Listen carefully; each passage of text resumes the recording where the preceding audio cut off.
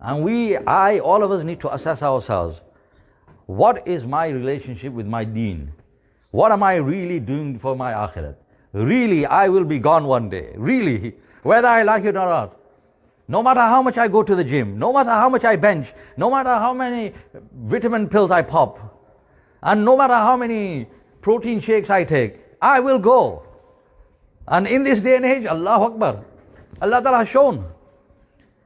It happened about 10, 20 years ago. A footballer in his prime, young man in his 20s, did not drink, did not smoke, did not take drugs, fit as anything.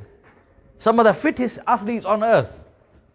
Whilst playing football, collapsed and died of a heart attack. People are up in arms. What's this?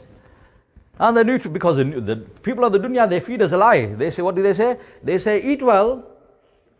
The nutritionists, they tell us, and the doctors, they tell us, no disrespect to them. They say, eat well, exercise, and you live to a ripe old age. We agree with the first two. The first two do not contradict our deen. Rasulullah Sallallahu Alaihi Wasallam said the same thing. Allah Ta'ala said the same thing.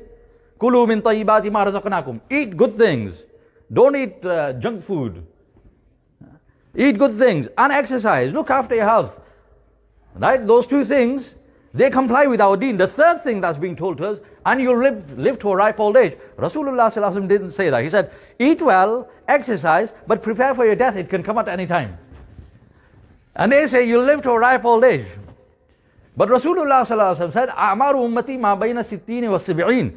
The average age of my ummah is between 60 and 70 years.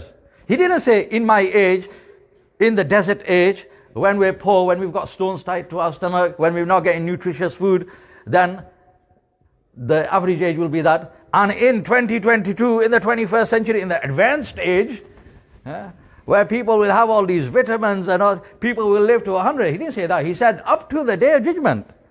You check, if you're alive, on the morning of day of judgment, go to a graveyard and check people's ages, and you'll find, when you work out the mean, mode, median, when you work out the average, you'll find that it is always between 60 and 70 years. If you don't believe me, I've conducted the experiment so many times. Go down to Bolton Kabristan, take a pad, take somebody with you, and work out the ages.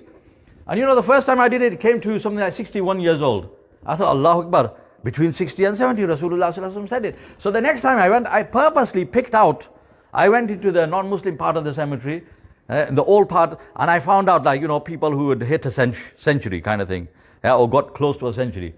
She died 93, 92, 101. I tried to collect more of those. But in between, you always get the 23 died at the 18. So I wrote them down, and then I worked it out. It still came to between 60 and 70 years. And that will always be the case. So the people of the dunya, they said, eat well and exercise and you'll live to a ripe old age. They say life expectancy has increased. Yes. Clever wordplay. Yes, life expectancy has increased, but life longevity has not increased and will not increase for humans. Meaning, how long you are expecting to live. They say out of every million, one person will live to 100. Myself here and all of us sitting here are thinking, I'm going to be the one. I'm thinking that, and you're looking at me thinking, no, forget you myself. I'm going to hit a century.